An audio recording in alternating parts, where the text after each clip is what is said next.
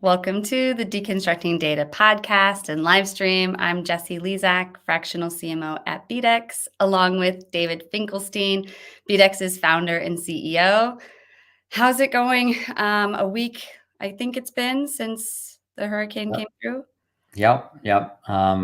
Good to be here. Obviously, we did better than Hurricane Ian. So, because I'm here, last time when we had Hurricane Ian, I was out for like a month or two. So we bounced back quickly on this one. This one didn't, we didn't get a direct hit. We did get some storm surge, but I like to tell people we're getting better at it. It just keeps happening. So we've gotten better preparing at it for it. And we've gotten better at cleaning up after it. So we're good. And hopefully my internet will stay up. So yes, hopefully those generators stay fueled for us. Yep. But today on Deconstructing Data, we're thrilled to welcome on Lindsey Carnett. She's the CEO and president of Marketing Maven. Let me bring her in. Welcome. Hi. Lindsey. Thanks for having me. Absolutely, Lindsey. We're glad to have you. We're excited to get this thing going, and would love for you to kick it off for us and give our listeners a chance to get to know you a little. If you could tell us a little bit about your background, what led you to build and start Marketing Maven, and what you guys are doing for your customers today. Sure. I've been doing marketing for the last 20 years. I had worked for a boutique PR agency in the San Fernando Valley in LA, doing a lot of work in entertainment. And I got recruited to go work at a biosciences company in Sweden, of all places. And so I was the VP of marketing and got to get my hands really wet, get my feet wet and get my hands dirty in all things direct response marketing. And so I got to fly around the world and set up credit card processors and fulfillment houses and use our creative services providers and use our digital advertising and traditional advertising agencies. And I went from working with that company and left during the recession. They were publicly traded in Sweden, and went to a very large ad agency in LA. I got to start a PR division there and worked with the Kardashians and helped launch their Quick Trim product, and worked with Billy Mays from OxyClean and got to work on a lot of brands like Proactive and Beachbody. And so after that, I left and I started my own company. And that was 15 years ago. So when I started Marketing Maven, what I wanted to do is bring data and analytics to PR. And that seemed like an oxymoron at the time, because most PR agencies said, hey, here's your magazine placement. Good luck with your business. We're not responsible for anything else. And coming from a direct response background, I was able to take all of the knowledge that I had gained over the years and apply those same principles to PR. And over the last 15 years, we've grown from just PR to social media marketing and social media advertising and influencer marketing and market research. And now we have something called the Marketing Maven method that takes market research, marketing strategy, and implementation and puts it all together in a really easy to understand method. That's a great journey. I'm so glad you shared that with us. And it's really interesting to see how you're tying PR and marketing all together. And, we love talking about data here and data strategies. So I think that jumping right in to our first topic on data storytelling, I'd love for you to share with us your thoughts on that. Like what, where does that play into your, marketing strategies with your clients?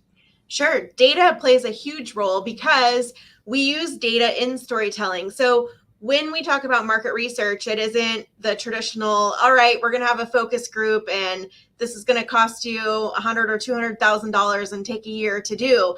This is social listening. So we're using data analytics tools that allow us to go in and see, okay, what is the word cloud around this product or service or company or industry even? So we can start out broadly and look at a particular industry.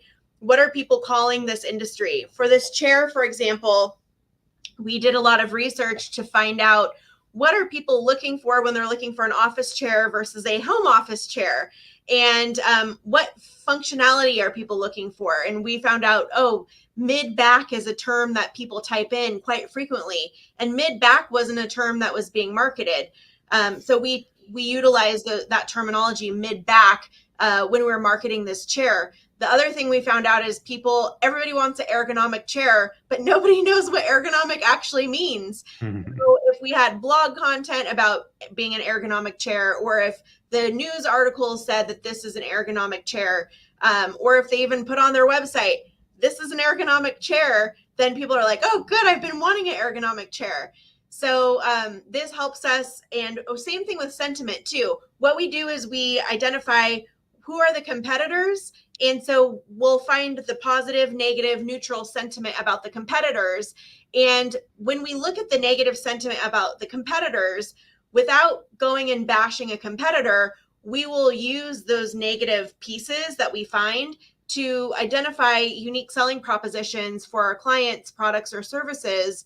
That way we overcome that obstacle that is consumer sentiment on a particular topic. And we're doing this for B2B, B2C, and B2G. So no matter what industry, you can always use a lot of research and a lot of data to make data-informed marketing decisions.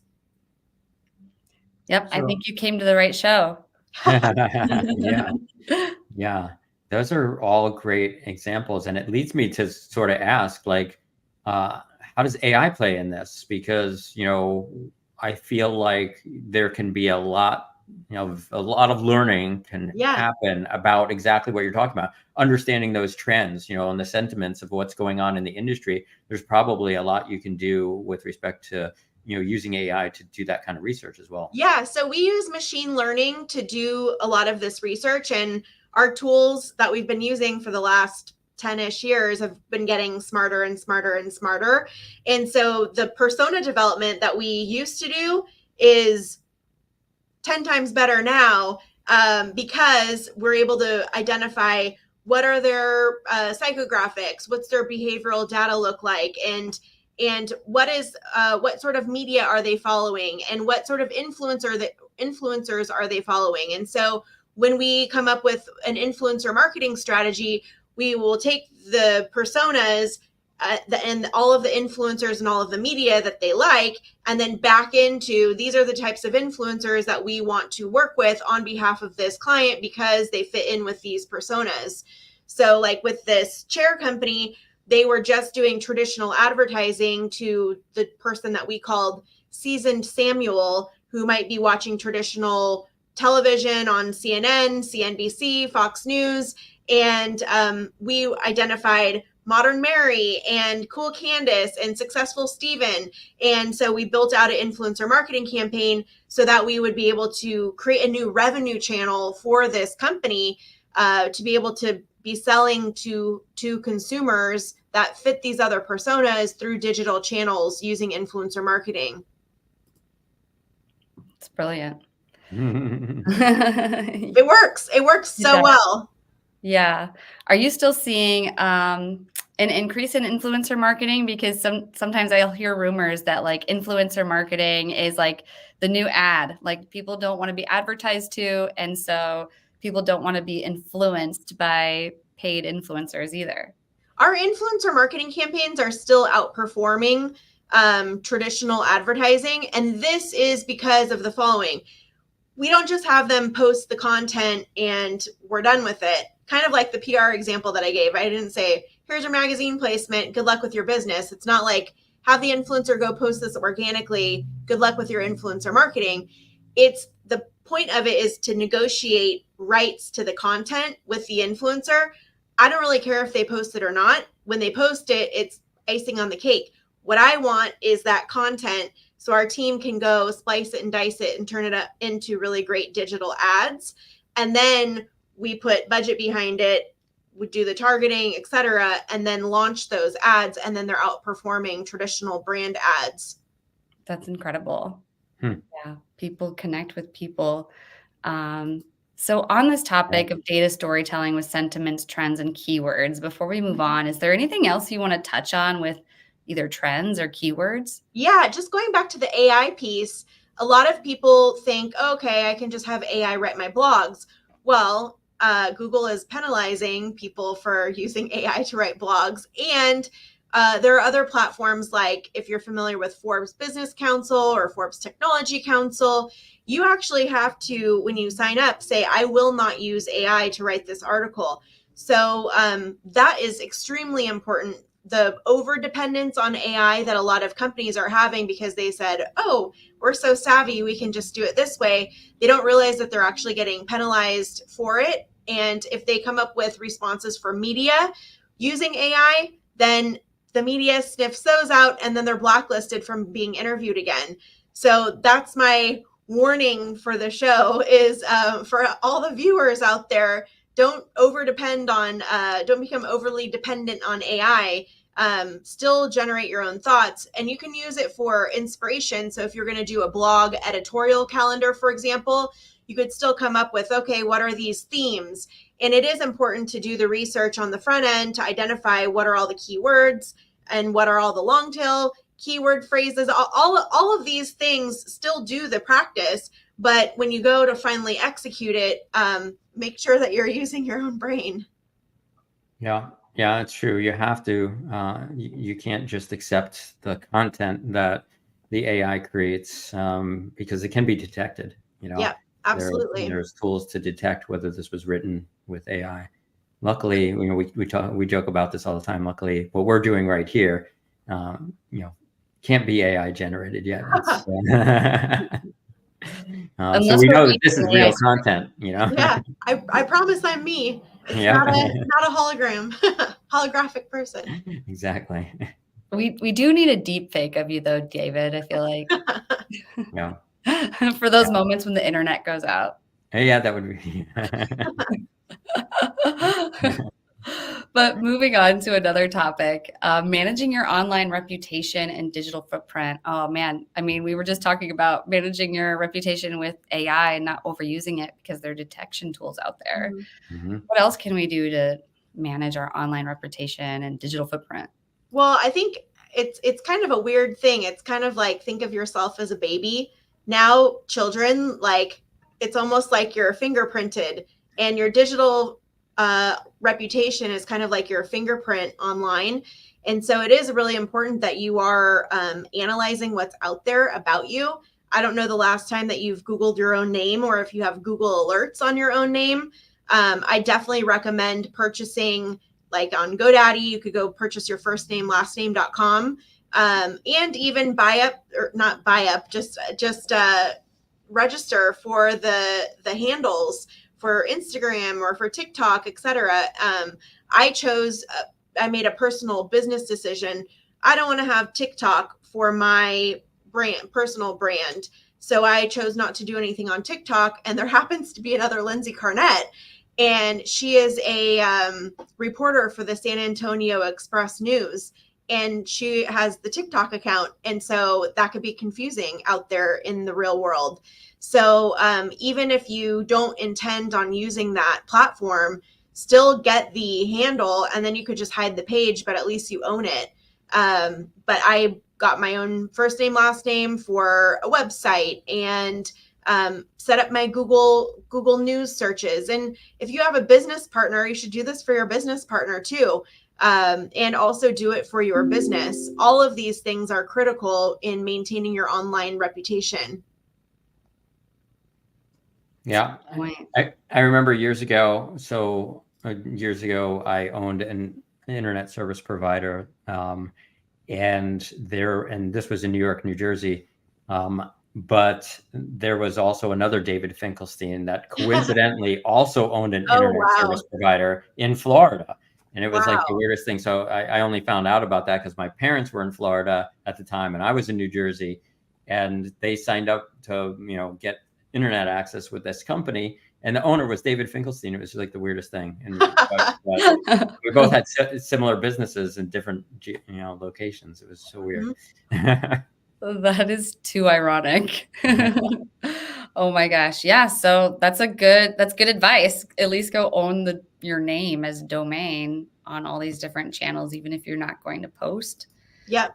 Yeah. And I think thought leadership is another big piece of this too. So if there are articles that you're contributing to, if there are awards that you're getting, you definitely want to announce those. if you use a search engine optimized press release to get news out there, it has between a 90 and 95 domain authority. So it will rise to the top. Usually when you do a search, you'll see your LinkedIn, because LinkedIn is very powerful. So you'll see your LinkedIn, you'll see your, like if you have an X account, for example, again, if you are not using it, fine, but at least own your own name. And then you'll see your own website, and then you'll see highly ranked articles and different press release announcements. And so it is important to do it regularly. So you'll want to, if you don't want to do it every month, do it every quarter. If you don't want to do it every quarter, do it 2 times a year. But you should be putting out some sort of content, because that's how you can start getting those rankings. That way, if anything negative did ever happen, it's going to be a lot harder for that negative piece of content to break through all of these positive pieces of content. So it might have to try and get through years of really positive content, and it might not wind up surfacing to page 1 or page 2. Oh, that's such great advice. I do that for our business, very frequently, actually, because I have found numerous times people using our trademark, and I've had to send out notices. And there was even one time where a company was using our trademark, and then they did something, I guess, malicious, and we started getting all these calls. Oh no! And we're like telling people, like, that's not our business. Like, that is a company that was using our trademark. Wow. Or something completely different. It was some crypto thing or whatever, and it was kind of annoying. But luckily, we were able to find a reference. There was actually a lawyer that wrote an article and specifically called us out and said, like, this is not the same BDEX. Like this other company was using that term, but illegally. But the lawyer actually wrote this in the article about how if you're trying to track down this company, it's that, it's not this one. Wow. And so we just started referring people to that article. It was actually helpful. That's great. It's crazy. Wow. Yeah. You never know what's going to happen. So much to consider with your online reputation and your digital footprint. So to sort of tie it up, I mean, what advice would both of you give someone who's starting out, in terms of their digital footprint? So we've gotten the advice of buy your domains, even if you're not going to use it, making sure that you trademark your name if you need to, your company name. Yeah. For businesses, I always recommend they trademark the name, and you have to, search online, search in Google, whatever, periodically for that trademark, and make sure that no one else is using it, because people will just, use it, especially like if it's an acronym, like in my case, it's, BDEX is an acronym, and there are other companies that have tried to use that acronym for something completely different. And we've had to send them cease and desist letters just to let them know, like, hey, and point them to our trademark. Like, we have the trademark for this. You're in violation of the trademark. So important to do that, especially before someone builds a reputation on your brand, and then like that one that did something terrible and stole some money from people or whatever they did, and it was looked like it was our brand. It was terrible. So yikes. Yeah. My biggest advice is stay current with the new platforms, because I mean, I know that YouTube is not new, but a lot of people could say, like, oh yeah, I have everything covered. I have my LinkedIn, I have my website, I have a blog, I'm good. And then there are 5 things that they might be overlooking. And so it is important to be updating content on multiple platforms and seeing what changes on Google, because things change almost every single month. It's crazy. So you do have to keep doing those searches, and do them from different IP addresses too, because it'll start populating for your own IP address. So do them from different IP addresses and see what pops up. And same thing, like even your photo and even your like any videos that you've done, and realize that whatever you put on social media is going to live out there. If you have a publicly facing profile, you can see some videos that you might have put on your LinkedIn. You can see some videos that you might have put on your Instagram or YouTube, etc. So those actually will wind up populating. So be really strategic about what you want to have public and what you want to have private.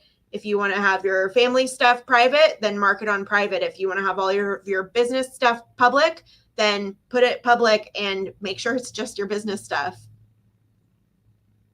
Yeah, you hit on an interesting point, which was the fact that a lot of people don't realize the search results are different based on your location and your IP address and things like that. And so, you could do the same search as somebody else and get completely different results. And so it's important to do that search from different devices and different locations, different IP addresses. You do it from home, do it from work, do it from your friend's house, whatever, so that you can see what the different results are that you get, and under those different circumstances. Yep. Absolutely. It's a good point. Well, thank you both for wrapping that topic up. And I apologize if you heard some feedback. I think it was me. Someone was telling me on WhatsApp that there was like an issue on YouTube. So I was opening up YouTube. So anyway, identity resolution, customer insights, campaign tracking, and ROI is our third topic. So I'm really curious to hear your take on identity resolution. Could you kick us off with this, Lindsey? Yeah, so I have a few points on this one. One is tied to deeper customer insights. So I think it is important to look and see who we're targeting and how that personalization can play a role in this. The other part is personalization accuracy. I just know, for example, my dad's name is William and he goes by John. And so if people call him William, he deletes it because he's like, you don't know me. So I think that is really important, to know what somebody's preferred name is, or what do you like being called, or that sort of thing. Also, what is the customer experience? So is it a seamless customer experience? What do they actually, what does the customer journey look like? And it seems so simple, but it is important to go through the process or have somebody, go through the process. And then also the piece of stronger privacy and the privacy issue, I think, is a big one. And these laws are changing all the time too. So I think just to understand what the requirements are here, cross-channel attribution for tracking, and then improve marketing ROI. Those are the key points that I wanted to touch on today. I love that, especially attribution. I mean, we talk about attribution all the time. I can always get into that. But you said cross-channel attribution. So basically, you just want all the data of any touch point. I like that. Like a hub, a dashboard that you can know exactly what, I think in the agency world, a lot of agencies try and take credit for each other's pieces. And so you want to make sure that credit's given where credit's due. And so sometimes it's, okay, well, is this a conversion because this was over 7 days, but this was over 28 days, but this one had, 6 touches before they made a purchase. But first they heard about it on this, and then they heard about it here, and then they clicked this. So who gets the credit for it? And then it's kind of a free for all between agencies, and you don't get the credit for this, but you get the credit for this. And I think the more you can tie everything together, the more harmoniously everybody can live together. Absolutely. Yeah, that's always the challenge in attribution, is every platform wants to take credit for the conversion. Yeah.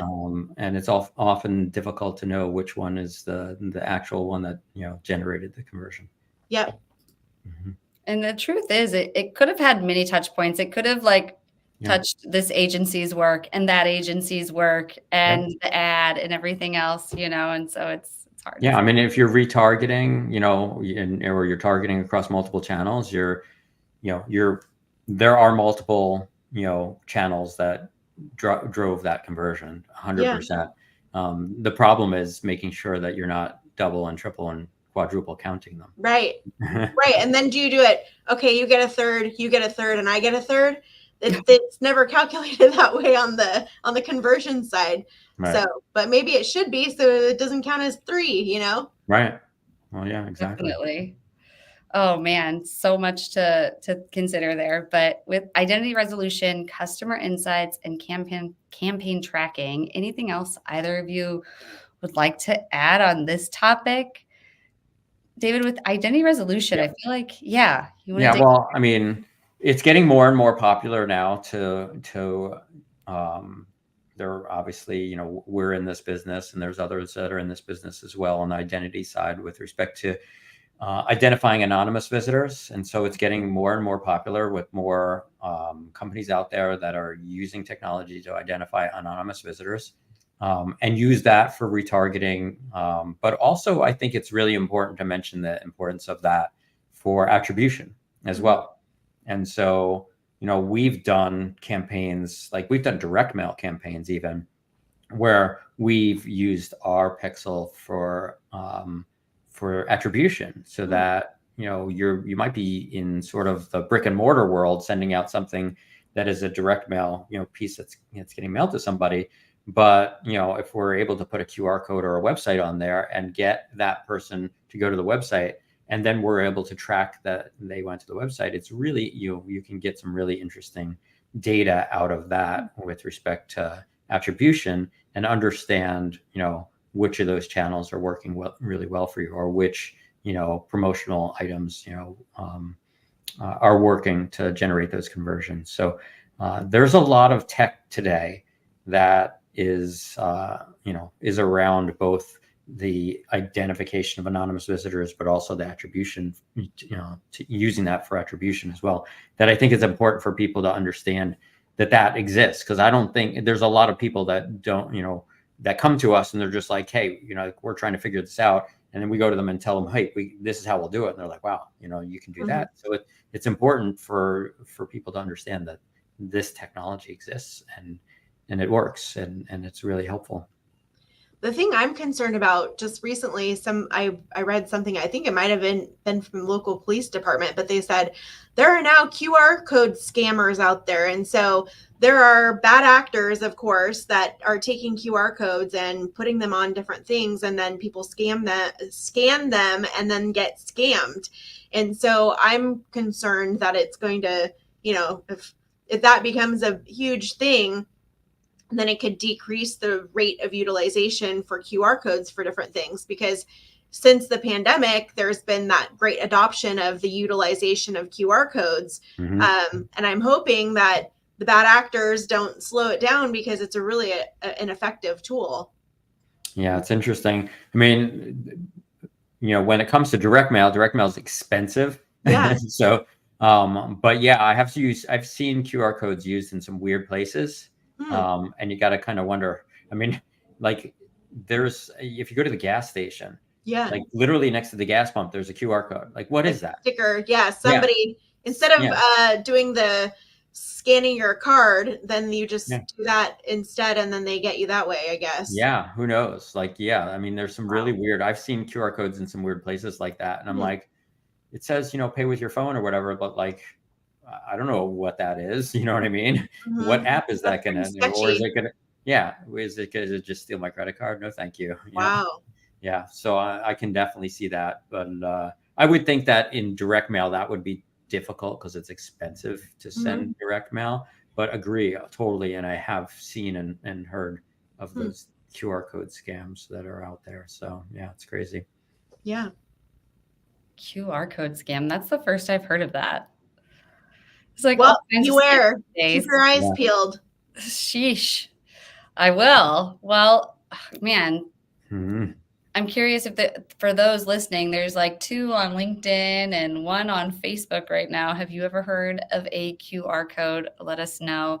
Or if you're listening to this on podcast later on, you know, send us some feedback and what you think about this.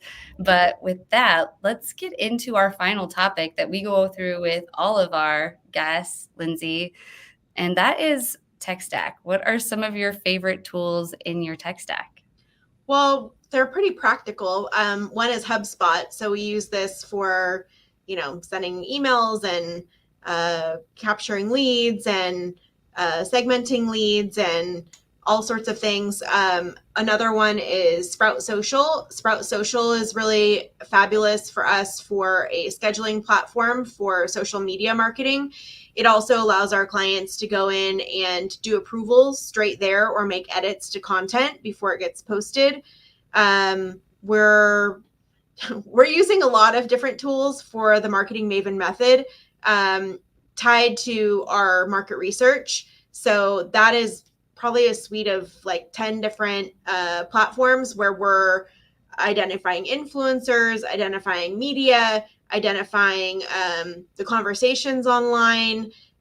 So that is my biggest line item besides salaries for my staff is technology. So we make big investments there every year, every month. But we've really fine-tuned it. It's good. A lot of people are fine-tuning right now. Yeah. Yeah, there's a little bit of like vendor overload. There's so many different, marketing tools out there. Like it can be overwhelming.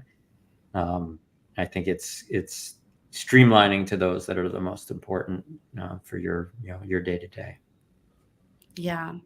It reminds me of Copy AI. I heard their CMO talk, and he talked about having a word to describe your pain, and their word was GTM bloat. And it's like, it just reminds me of GTM bloat. Like it makes sense. We all have too many GTM products. But yeah, getting all in one is sort of the way. But thank you so much for sharing. I don't know if anyone's ever mentioned Sprout Social. But yeah, it's great. It's powerful. I like it better than Hootsuite. It has really great reporting, and we also build out bots too. So we can build out bots for customer service, like for response management and for community management pieces. So we get good notifications, and we're able to, it's not just a scheduling platform. We also obviously use the reporting and can use it for our benchmarking and tie it into a lot of the other analytics work that we're doing. That's cool. So Sprout Social has bots that'll allow you to like talk in the DMs with people, or we create them. So like we build bots too. So interesting. Yeah. That sounds kind of cool. We build bots. So. Yeah. What do you name them? Do they have names? Oh no, we should do personas. I mean, we do like with different tone, like you could have this tone or that tone, and really they're meant for addressing, like we have one community that we built up from 35 people to 350,000 moms. And these moms, this is a baby gear company, and these moms want answers like now. And so if we're not, online at 2:00 in the morning doing response management, then the bot can answer the question directly and go through and take them to the right FAQ page and all that stuff. So it's really a great tool for customer engagement and response management. Oh man, that's really cool. Yeah. So in closing, Lindsey, would you like to tell the listeners how they could find you? Sure. You can find me on marketingmaven.com. And the book behind me is brand new. It's called The Marketing Maven Method, Secrets of a Maven. And it's available at Barnes & Noble. And this talks about this process that I've discussed today. And that's available on themarketingmavenmethod.com. So I don't see the book. Can you show us the book? Yeah, it's there, right there. Oh, that one right there. Okay, nice. Yeah. Cool. Well, thank you so much for sharing that. Thanks. Yeah. We really appreciate you joining the show. This has been a great show. I think we gave our listeners a lot to learn and a lot to think about. And I guess we'll let Jessie close it out then. Absolutely. Well, audience members, we invite you to get powered by BDEX. And I was saying pre-show, David, I think the way that you were describing this was so much better, but I'll still tell you what my take on it here. But just imagine harnessing the power of AI. We talk about AI all the time on the show, but to craft your audiences, and then audiences that actually resonate with what you're doing, your message, your target, your product. We want to help your marketing efforts hit the mark every time. So a lot of that is knowing your audience and having the best data on your audience. So let's bring you closer to your marketing goals, and we're eager to guide you. So I put the QR code on the screen for anyone seeing this on video, but if you are on podcast later on, just simply go to bdex.com. That's BDEX, as you heard on this episode. It's an acronym.com. And you can head over there and click Talk to an Expert to get your data, cleaned up and start targeting people the right way. And also, for those curious about deconstructing data, and if you would like to nominate someone to be a guest on the show, or if you yourself would like to be a guest on the show, go ahead and send us an email to info@bdex.com. We are booked through 2025 right now. So we're talking about making some openings for those who may have interest. So just reach out and we will find room for you. But otherwise, give us your feedback. If you don't have a guest, if you have thoughts on what we're talking about, share your qualitative data with us so we can make this better for you. And with that, that's a wrap on another episode. Thank you so much, Lindsey, for joining. Thanks for having me. Lindsey. Absolutely. Bye-bye. Bye. Bye.